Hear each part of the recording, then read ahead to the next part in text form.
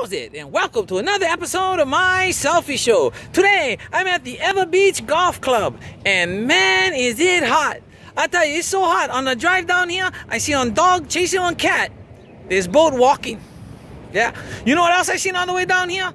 A lot of homeless people holding signs, collecting money. You ever wonder how much those buggers make? I decided to find out. So I got myself a sign, I found a corner, and I stood there for 3 hours. Never collect nothing. I don't understand. You know what else I don't understand? Ballet dancers. Yeah, how come ballerinas always dance on their toes? Can't they just hire taller girls? I don't understand. You know what else I don't understand? How come politicians never drown? Oh, that's right. Doo-doo floats.